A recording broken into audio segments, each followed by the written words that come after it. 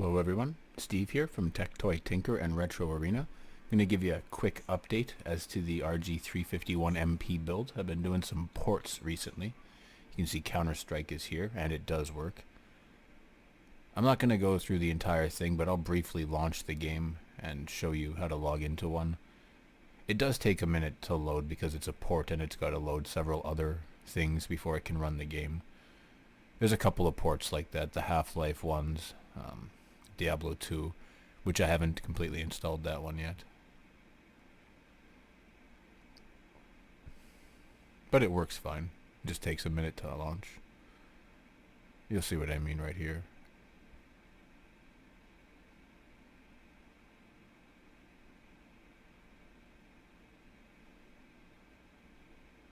And there we go.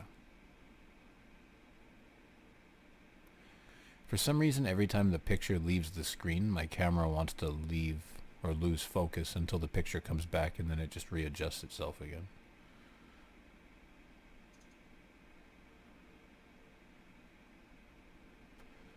So you just go here to play Counter-Strike, go to Internet Game. Oops.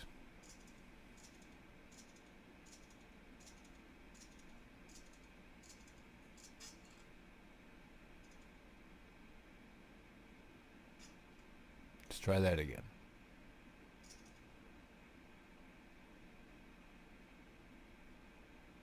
There we go.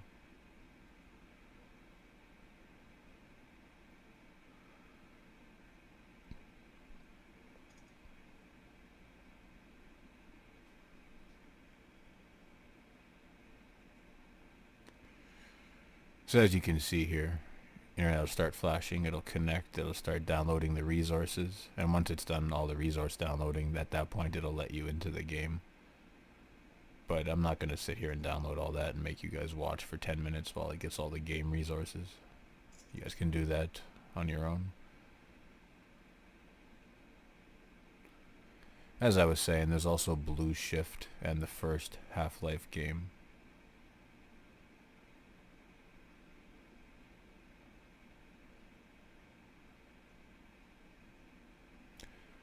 Oops.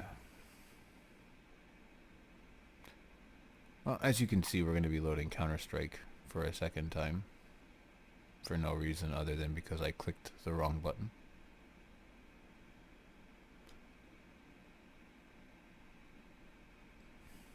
I was considering at this point pressing stop and starting over again, but I'm already halfway into the video, and to be honest, I do all of my videos in one take. I don't go back and edit out mistakes or anything like that. My videos are just 100% exactly what happens as it happens. And I'm going to keep it that way. Moving along.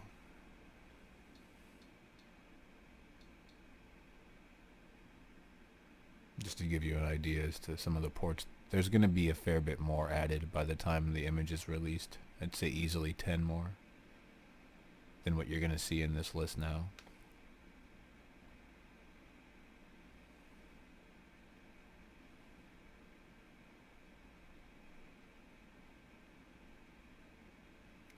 Not all ports take a good 30 seconds to load like Half-Life did. It really depends on what it is. You'll see as we go through the systems more later on, some of them launch really fast as opposed to these ones that take a little longer. But Hydra Castle Labyrinth didn't take as long as Half-Life did either. It just has to load. I think it's Box 86. It's either that or Spelunky. One of them has to load Box 86 first.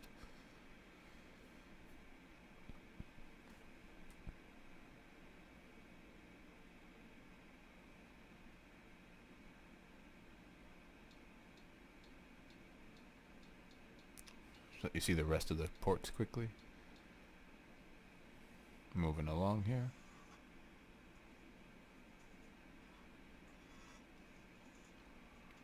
Give you an idea of what's on here as I scroll through quick. PSP controls have been fixed. N64 and Dreamcast are still a work in progress because they use Retro Run. The RetroArch cores work, but they're not as good as Retro Run.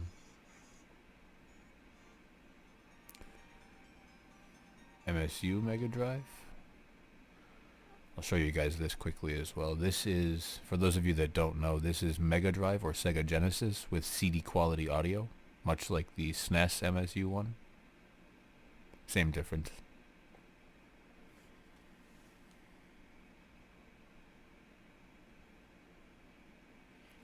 Only you're able to put your own music or audio into them instead of the game tracks. See right here.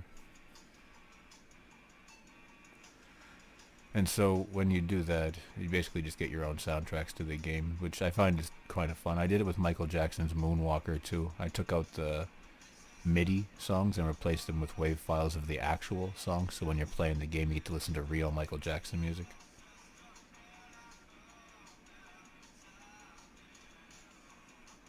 You get the point.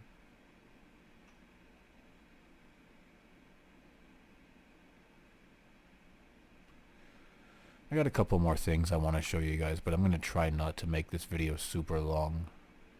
I've been getting emails from YouTube and stuff about how keeping videos under 10 minutes is better for the algorithm, and people don't like to watch videos longer than 10-15 minutes.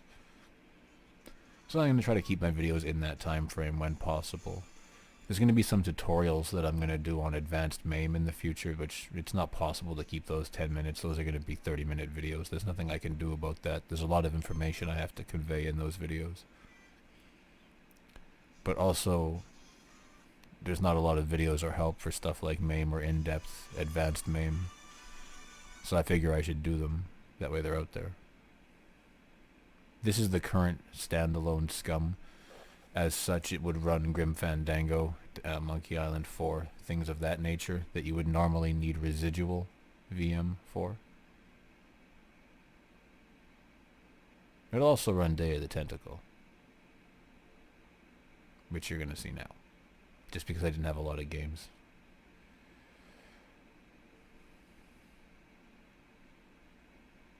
I mean, I do have Grim Fandango, but I have to dig out the CDs, and then I have to rip the CDs, and that's a whole pain when Day of the Tentacle is much easier to get.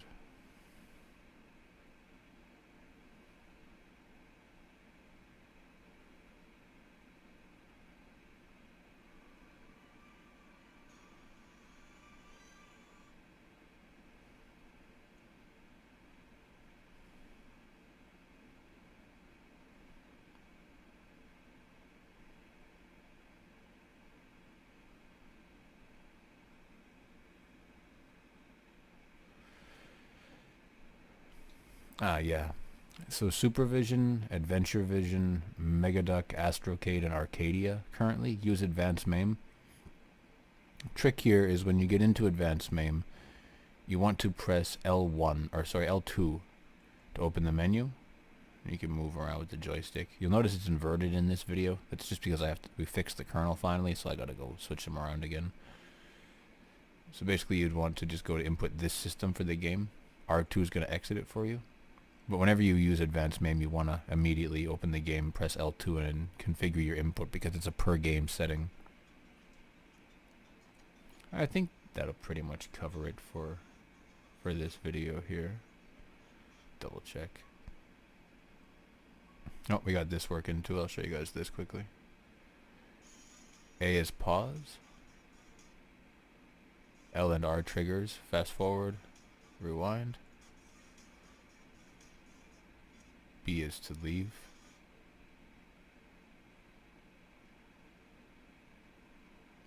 Well, as always, thank you for watching the video. Don't forget to like and subscribe. Hope you enjoyed. Take care.